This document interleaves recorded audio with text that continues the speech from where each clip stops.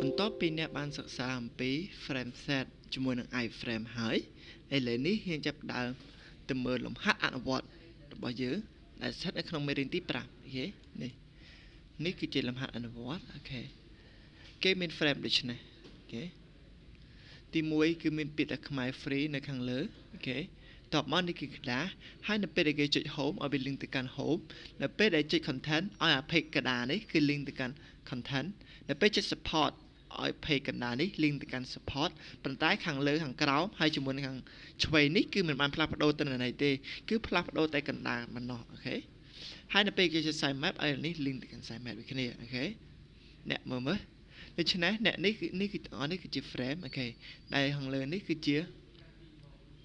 1 row អូខេជួរនេះ2 row ហើយក្រុម3 row ប៉ុន្តែ row ទី2គឺមានពុះចំកណ្ដាលអូខេគឺពុះចំខាងនេះមួយអញ្ចឹងមានន័យថានៅត្រង់ចំណុចនេះគេមាន3 row ប៉ុន្តែ row ទី2គឺបានពុះចែកជា2 column តទៀតអូខេឥឡូវនេះសូមលោកអ្នកព្យាយាមធ្វើវាឲ្យអស់ពីសមត្ថភាពតើក្នុងការ link frame បែបនេះគេធ្វើយ៉ាងដូចម្តេចដែរ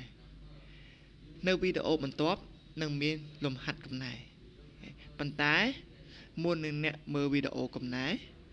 សូមអ្នកព្យាយាមធ្វើអស់ពីសមត្ថភាពជាមុនសិន